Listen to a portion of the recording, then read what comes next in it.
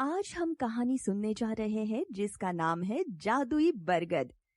राजू और मोहन दोनों एक अच्छे दोस्त थे, परंतु मोहन के पास काफी अधिक धन दौलत थी, वही राजू के पास पैसों की तंगी थी। इसके बाद भी राजू बहुत ईमानदार और सरल व्यक्तित्व वाला इंसान था। मोहन को अपने पैसों और धन दौलत पर घमंड था। वही दूसरी तरफ राजू गरीब होने के बाद भी लोगों की मदद करता और बहुत सरल तरीके से जीवन जीता था।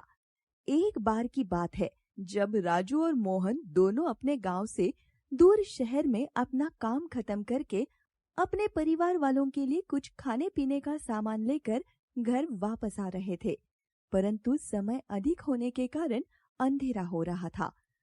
दोनों बातें करते हुए आ रहे थे, तभी अचानक गाड़ी चला रहे मोहन ने देखा कि रोड के पास एक बड़ा सा बरगद का पेड़ है, जहाँ एक गरीब परिवार किसी समस्या से परेशान है और कुछ लड़ाई झगड़े जैसी आवाज आ रही थी, मानो पति पत्नी झगड़ रहे हो। मोहन, गाड़ी रोको भाई, देखो वहाँ कुछ दिक्कत है। हाँ, दिक्कत तो है, पर हमें क्या करना है? घर चलते हैं, खाना ठंडा हो रहा है।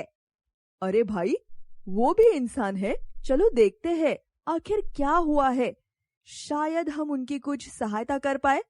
देख राजू, मेरे पास इन सब फालतू कामों के लिए वक्त नहीं है। तुझे रुकना है तो उतार देता हूँ और मैं गाड़ी लेकर जा रहा हूँ। ठीक है मोहन, कल मिलते हैं। राजू गाड़ी से उतरकर उस बड़े से बरगद के पेड़ के नीचे गया और वहाँ देखा एक परिवार है जिसमें 2 छोटे बच्चे और पति पत्नी है और किसी बात पर पति पत्नी आपस में झगड़ रहे हैं। अगर हमारा खर्चा नहीं उठा सकते तो शादी क्यों की? बच्चे को क्या खिलाऊंगी? कुछ सोचा है भविष्य के बारे में? अरे भगवान, तुम्हारे सामने ही तो काम ढूंढने गया था, काम ही नहीं मिला तो क्या करूं? भगवान ने किस्मत में ही इतनी तकलीफ लिखी है कि जीने की इच्छा ही नहीं होती। राजू ये सब बातें झोपड़ी के बाहर से सुन रहा था और तभी बोला, अरे भैया, क्या परेशानी है? इतनी रात को क्यों झगड़ रहे हो? देखो भैया, आप अपना काम करिए और यहाँ से जाइए। मेरे पास कोई काम नहीं और पैसा भी नहीं। मैं बहुत दुखी हूँ कि मेरे परिवार को 2 वक्त का खाना भी नहीं खिला पा रहा। तुम ही बताओ क्या करूँ? मैं शहर से कुछ खाने का सामान लेकर अपने गांव जा रहा था, तभी देखा तो आपके पास आया हूँ। चलो आज उसी से काम चला लो, कल से मैं आपके काम की व्यवस्था करवा दूंगा। देखो भैया, मैं भीख नहीं मांगता, मेरे बच्चों के सामने मेरा आत्मसम्मान भी नहीं खोना चाहता। आप बहुत भले आदमी जान पड़ते हैं, आपका धन्यवाद, पर हम आपसे कुछ भी नहीं ले सकते। अरे भैया, बच्चों के बारे में तो कुछ सोचिए, उन्होंने कुछ नहीं खाया है, उन्होंने कुछ खाया नहीं, भूख से हालत खराब हो रही होगी। नहीं भैया, आपका धन्यवाद और आप जाइए। राजू झोपड़ी से बाहर आया और वो किसी भी तरह से बच्चों को भूखा नहीं सोने देना चाहता था। तभी उसने चौकड़ी के पास पड़े घास के लट्ठे को देखा और उस आदमी को बुलाकर कहा, देखो भैया, ये घास का लट्ठा मेरे बहुत काम का है, मैं अपनी गाय को खिला दूंगा, उसके बदले में ये खाना ले लो और अपने परिवार के साथ खा लो। भैया, लोगों में आज भी इंसानियत जिंदा है, आपको तहे दिल से धन्यवाद। राजू ने घास के लट्ठे को अपने सर पर रखा और घर चला गया। घर पर जाकर उसने गड्ढे को आंगन में रखा और खाना खाकर टहलने निकला और सीधा मोहन के घर गया। परंतु मोहन ने राजू को देखते ही गुस्से में उसे भला बुरा कहने लगा। क्या मिला उस गरीब के घर जाकर और क्या मदद कर ली तुमने? पहले अपनी स्वयं की मदद तो कर लो, फिर दूसरों के लिए करना। दोस्त, तुम इतने नाराज क्यों हो रहे हो? उस परिवार ने सुबह से खाना नहीं खाया था। तुम्हारे पास खुद के खर्चे के लिए पैसे नहीं और तुम दूसरों की मदद करने के लिए कूद पड़ते हो। पहले अपनी हालत तो सुधार लो, फिर दूसरों की सुधारना। और मदद का इतना ही शौक है तो सब कुछ छोड़कर उनके साथ ही क्यों नहीं रहने लगते? इतना सब सुनकर राजू को बहुत दुख हुआ, पर कहीं ना कहीं उसके अंदर अच्छाई की चमक थी। ये सब सुनकर कि वो अंदर से खुश था कि उसने आज किसी परिवार की मदद की और आज उस परिवार को भूखा नहीं सोना पड़ेगा। मस्तिष्क के अंदर ये सारा मंथन करते हुए वो अपने घर गया और घर पर जाकर आराम से सो गया। जब राजू सुबह उठा तो उसने देखा कि घास का लड्डा बहुत तेजी से चमक रहा था और पास जाकर देखा तो उसकी आंखें खुली की खुली रह गई। घास का वहाँ लड्डा सोने की तारों का लड्डा बन चुका था। क्योंकि राजू बहुत ईमानदार था तो वो उस लट्ठे को लेकर पुनः उस पेड़ के पास पहुँचा, परंतु पेड़ के पास कोई परिवार नहीं था। तभी वो लट्ठे को वहीं छोड़कर जाने लगा। तभी अचानक से विशालकाय बरगद के पेड़ के पत्ते हिलने लगे और आकाशवाणी की तरह एक आवाज सुनाई दी। राजू, ये सोना तुम्हारा है, तुम ही इसके मालिक हो। मैं वही आदमी हूँ जिसकी तुमने कल रात मदद की थी। मैं बरकत का बरगद हूँ। परंतु मैंने तो कुछ भी अलग नहीं किया था। मैंने तो सिर्फ एक परिवार को खाना मात्र खिलाया था। पेड़ से फिर आवाज आई। तुम्हारी यही अच्छाई कि किसी की मदद करना और उसका श्रेय तक नहीं लेना तुम्हें हमेशा खुश रखेगी। तुम हमेशा जीवन में खुश रहोगे और निरंतर आगे बढ़ते चले जाओगे। जादुई बरगद की बात सुनकर राजू खुशी खुशी अपने घर गया और पूरा वाक्य अपने परिवार को बताया। राजू के पिता ने बेटे को गर्व से गले लगाया और उसे हमेशा ऐसे ही सरल रहने को कहा। इसके बाद से राजू का जीवन, उसकी परिस्थितियाँ, उसका परिवार पूर्ण रूप से बदल गया। उसके पास जरूरत का हर सामान था।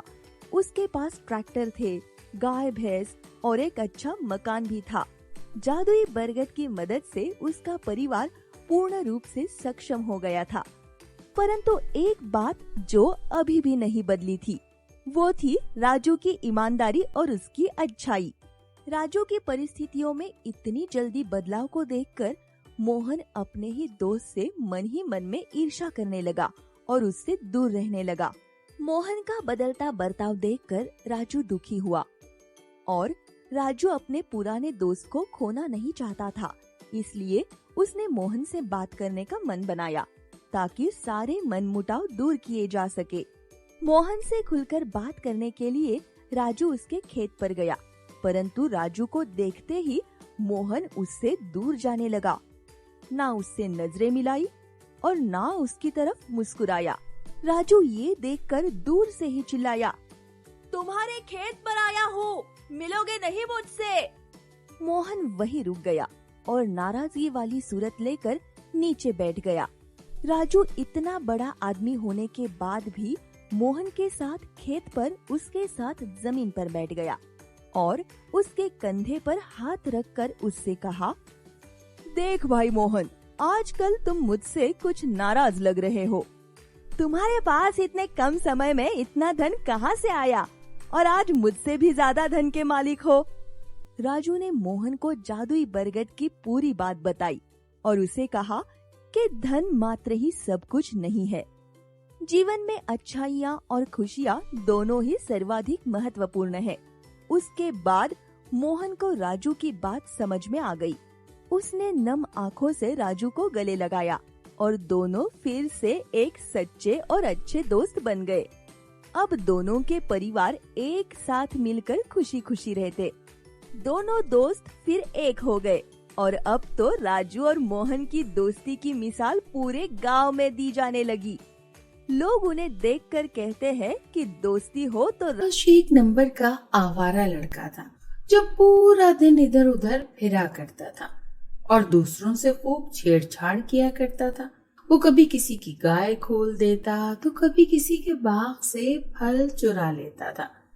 कभी स्कूल के बाहर जाकर छुट्टी की आवाजें लगाता था, जिसकी आवाज सुनकर सारे बच्चे खुश होकर उठकर भागने लगते थे। इस तरह आकाश पूरा दिन गांव में हल्ला गुल्ला करता रहता था। उसके शरारती होने के कारण उसके माता पिता उससे बहुत परेशान रहने लगे थे, क्योंकि गांव के सभी लोग उसकी शिकायतें करने उसके घर आते थे। जब भी आकाश के माता पिता किसी गांववासी को अपने घर की ओर आता देखते तो वो समझ जाते थे कि भगवान ही खैर करे। अब उन्हें पता होता था कि उनके घर कोई शिकायत आने वाली है। ऐ भगवान, फिर से एक नई शिकायत। आकाश के माता पिता उसको खूब डांटते और फिर प्यार से भी समझाया करते थे, मगर आकाश था कि किसी भी तरह कोई बात समझने के लिए तैयार नहीं था। उसके कान पर तो जूं तक नहीं रेंगती थी और वो अपनी मनचाही इच्छाओं को पूरा करता रहता था। इसी तरह एक बार आकाश के पिता बहुत ही बीमार पड़ गए, जिसके कारण वो अपने काम पर नहीं जा पाते और उनके घर के हालात बहुत खराब होने लग जाते हैं। डॉक्टर्स ने आकाश के पिता को मुकम्मल तौर पर आराम बता दिया था, जिसकी वजह से आकाश की माँ बहुत ही परेशान रहने लगी थी और वो आकाश को कहती है, बेटा, अब इस घर की सारी जिम्मेदारियां तुम पर है। बेहतर है कि तुम इस तरह आवारा फिरने से तुम अपने पिता का काम संभाल लो, ताकि घर में भी कुछ रकम आ सके जिससे तुम अपने पिता का इलाज भी करवा सको। डॉक्टर्स ने पूरे 1 लाख रुपए का इंतजाम करने को कहा है, जिससे तुम्हारे पिता का इलाज होगा। मगर आकाश था कि कहाँ मेहनत करने वाला था। इस तरह समय बीतता जाता है और आकाश के पिता की हालत और भी खराब होने लगती है। अब वो करे भी तो क्या करे?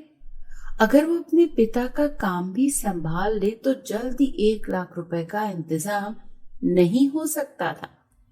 इस तरह कुछ दिनों बाद गांव में एक ऐलान होता है कि गांव के मुखिया जी ने एक दौड़ का मुकाबला रखा है, जिसे देखने पास के गांव के मुखिया भी आ रहे हैं और गांव के मुखिया का कहना है कि वो दौड़ जीतने वाले को 1 लाख रुपया इनाम भी देंगे। यह ऐलान सुनकर आकाश बहुत ही खुश हो जाता है और सोचता है कि क्यों ना वो रेस दौड़कर इनाम की रकम वसूल करे और वो अपने पिता का उससे इलाज भी करवा सकेगा। फिर वो दिन रात दौड़ने की परीक्षा करने लगता है, जिसे देखकर उसके माता पिता को इतनी शांति पड़ जाती है कि उनका बेटा कुछ करने तो लगेगा। इन्हें उसके अंदर कुछ पैसा कमाने की सोच तो आई। इस तरह दौड़ने का दिन भी आ जाता है और आकाश भी बाकी लड़कों के साथ दौड़ने के लिए तैयार खड़ा होता है।